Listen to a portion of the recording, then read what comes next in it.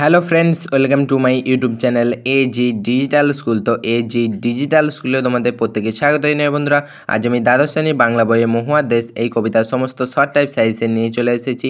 তো তোমাদের এই প্রশ্নগুলো এমসিকিউ এবং এসিকিউ দুরকমভাবে আসতে পারে। তো দেখে নেওয়া যাক প্রশ্নগুলো কি কি। প্রথম প্রশ্ন বলছে, মহুয়ার দেশ কবিতার রচয়িতা কে? উত্তর, মহুয়ার দেশ কবিতার রচয়িতা হলেন সমর সেন। দ্বিতীয় প্রশ্ন, মহুয়ার দেশ কবিতাটি কোন গ্রন্থ থেকে নেওয়া হয়েছে? উত্তর, মহুয়ার দেশ কবিতাটি কয়েকটি কবিতা কাব্যগ্রন্থ থেকে নেওয়া হয়েছে। তৃতীয় প্রশ্ন বলছে, অলস সূর্য দেয় এঁকে। অলস সূর্য কি এঁকে দেয়? উত্তর, সমর সেন রচিত মহুয়ার দেশ কবিতায় অলস সূর্য গলিত সোনার মতো উজ্জ্বল আলো স্তম্ভ এঁকে দেয়। চতুর্থ প্রশ্ন বলছে, অলস সূর্য দেয় এঁকে, সূর্যকে অলস বলার কারণ কি? উত্তর, সন্ধ্যার অস্তগামী সূর্য দিনের কাজ শেষ করে বিশ্রামের অপেক্ষায় থাকে বলে মহুয়ার দেশ কবিতায় কবি সমর সেন সূর্যকে অলস বলে সম্বোধন করেছেন। 5 নম্বর প্রশ্ন বলছে, ধোঁয়ার বঙ্কিম নিঃশ্বাস ঘুরে ফিরে ঘরে আসে। ধোঁয়ার বঙ্কিম নিঃশ্বাস বলতে কী বোঝানো হয়েছে? উত্তর, কবি সমর সেন রচিত মহুয়ার দেশ কবিতায় ধোঁয়ার বঙ্কিম নিঃশ্বাস বলতে নাগরিক সভ্যতার দূষণকে বোঝানো হয়েছে।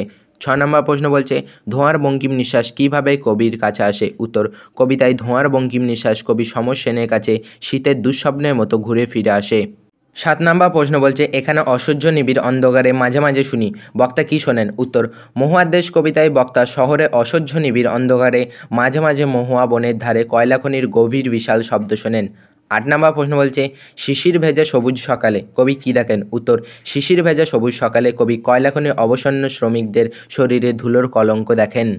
9 নম্বর প্রশ্ন বলছে, ঘুমহীন তাদের চোখে হানা দেয়। কাদের চোখে কী হানা দেয়? উত্তর, কয়লাখনির অবসন্ন শ্রমজীবী মানুষদের চোখে ক্লান্ত দুঃস্বপ্ন হানা দেয়।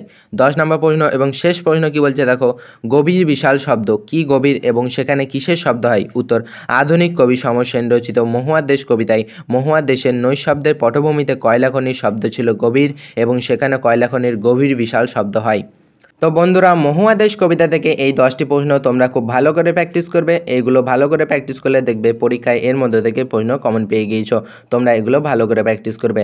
আর অবশ্যই কমেন্ট করে জানাবে ভিডিওটি তোমাদের কেমন লেগেছে। ভিডিওটি ভালো লাগলে অবশ্যই একটা লাইক করো, আর চ্যানেলে নতুন হয়ে থাকলে চ্যানেলটিকে অবশ্যই সাবস্ক্রাইব করে রেখো। তোমাদের জন্য এরকম আরও অনেক অনেক ভিডিও অপেক্ষা করা আছে। তো সবশেষে বলি, ভালো থেকো, সুস্থ থেকো।